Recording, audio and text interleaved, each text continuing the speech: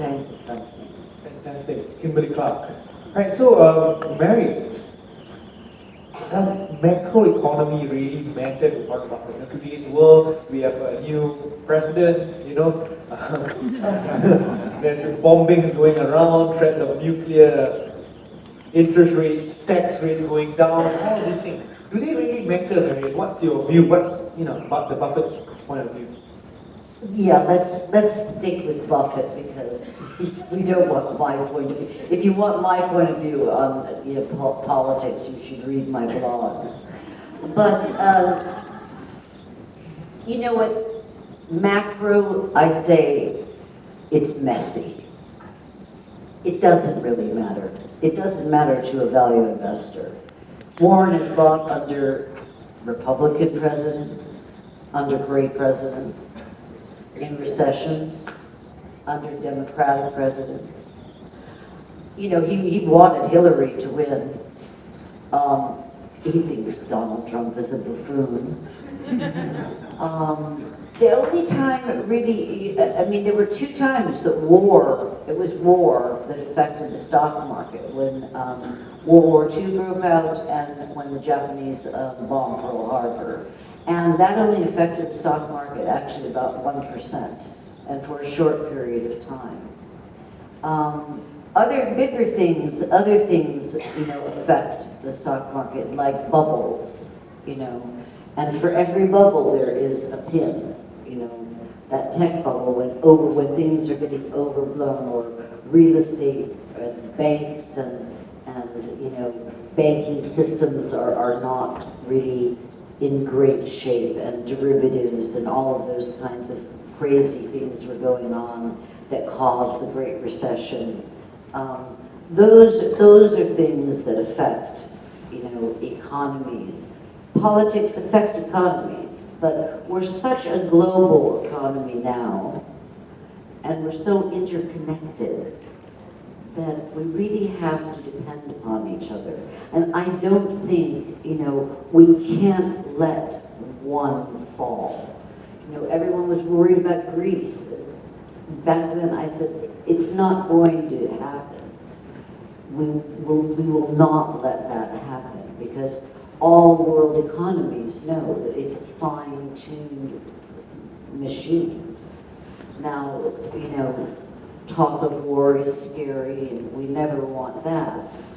But no, Warren pays no attention. People say, oh, he does his calculations on the GDP in relation to the interest rates and what the feds are doing. No, not at all.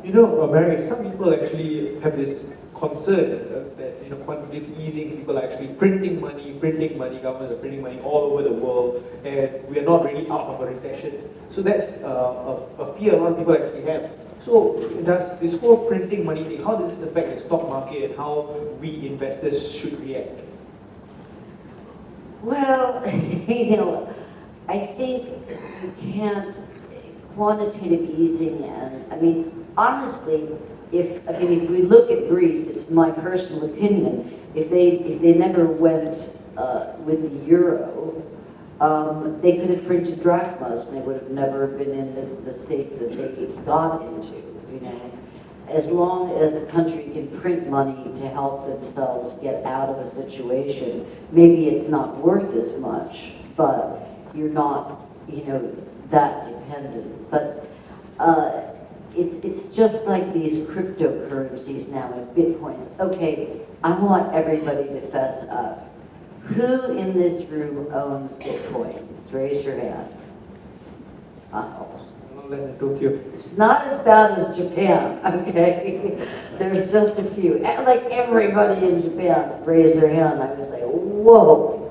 Because Warren is like, and my belief is that it's a crazy idea.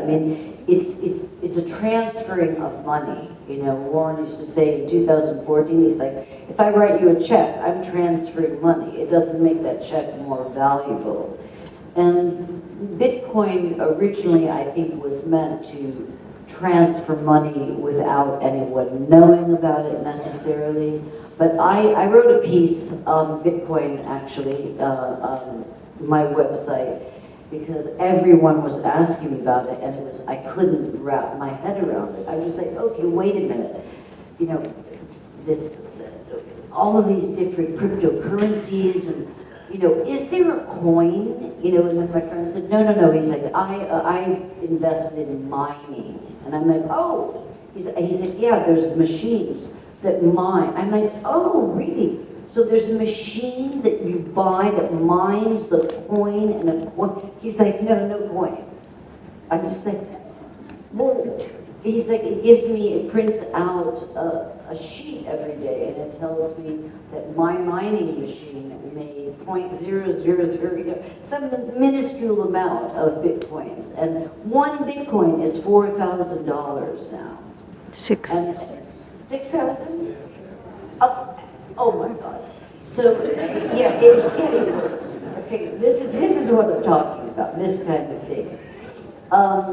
There's a professor in Vienna who did a project on it. He said there's $16 billion worth of Bitcoins out there now, and the maximum amount, his calculation would be that it would get to 20 billion, and then it could very possibly collapse. I mean, it could be here today, gone tomorrow. Where's it gone?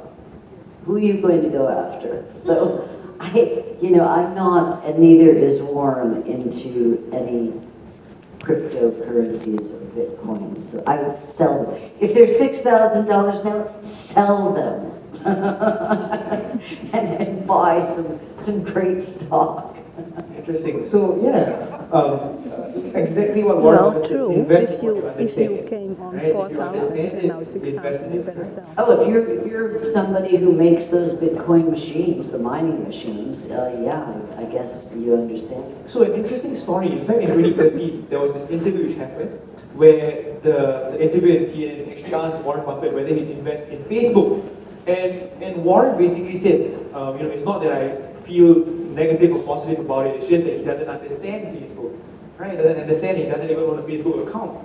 So for that reason, he wouldn't invest in the company. So that is Warren Buffett's principle. Well, they're rich enough, only investing in what he actually really understands. It's a great point, Resh, because anyone that's in the audience, if you're a pharmacist, I could ask you, what's the best-selling drug? And you would automatically know it. I could go into that 7-Eleven store and ask the kid behind the counter, what's the best-selling cigarette? And he would automatically know it. Because it's in what Warren calls his circle of competence. He understands what it does. Warren understands hamburgers and chocolate and Dairy Queen. I mean, when he bought Dairy Queen, I swear he wanted to buy it when he was 12 years old, but the price wasn't good, and he waited 60 years. I mean it.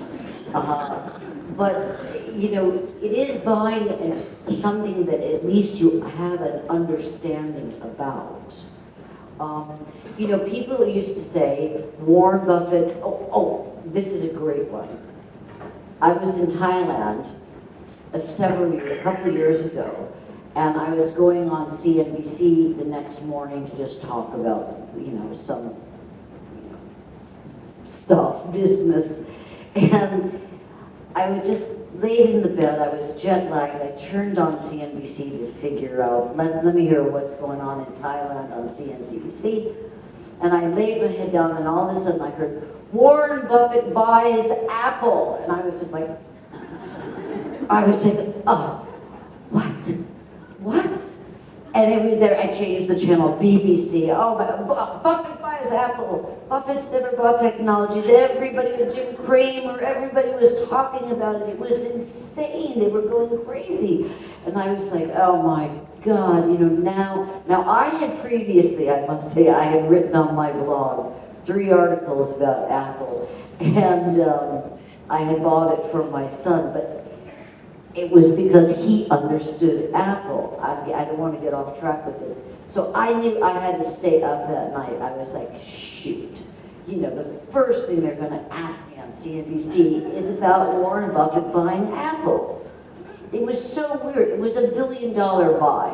And it actually was probably Todd Combs or Ted Weschler, one of the new money managers at Berkshire Hathaway.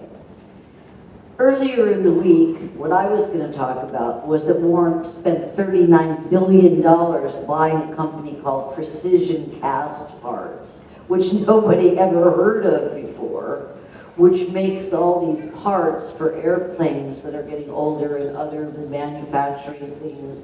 And he bought it cheap, and it's going to be around forever, and it's been around forever. 39 billion, but everybody was screaming about Apple.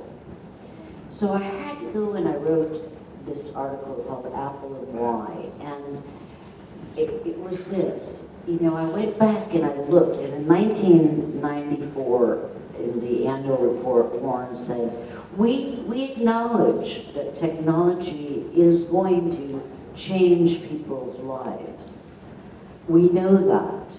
We just don't know enough about it. And then in 1996, he said, we now know that technology has changed people's lives. Everyone has a cell phone.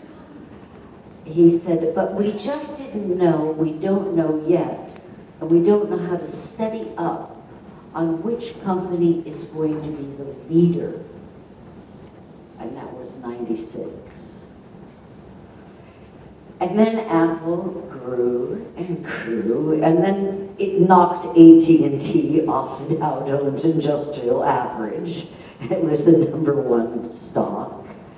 And when you looked at the company, when you looked at the fundamentals of Apple, and this was after Steve Jobs had died, and people thought Steve Jobs is dead, Apple is over, nobody's buying it. No, the Apple 6 lines around the corner, people camping out. It has that consumer monopoly. It owns the piece of product. How many people own an Apple product in this room? Okay, almost every one of us, right?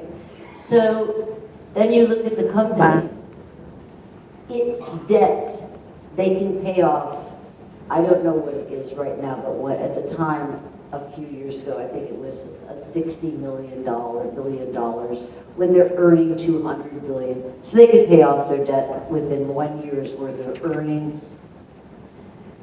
Great management, loyalty, Tim Cook is doing a great job. It's awash in cash. It's a cash machine. Great company. So when it dipped down, recently again, Warren went in, he bought 133 million shares. Now he owns 2.6% of the company. You know, but the story I was going to tell you was when my son was going to college, I had to go to the Apple store because he needed a computer, a cell phone, a this, a that. And I was in there with all the other parents, just like, oh, we're just spending so much money, you know, and the kids had all these. And my son turned to me and he said, you know what, Mom? This is a stock you should buy. Because this stock is going someplace. This is a great company. And I thought to myself, no. This is stock you should buy, Sam. Because he had savings, because every year, every summer he had to get a job, and he had to work for a good cause for at least a few weeks, build some character. And so I invested his money into Apple. And so he still has those original shares, which have split, and you know, he's a very happy camper. But that was he knew that. You know, I couldn't figure out a computer at that time. I still have trouble with my cell phone.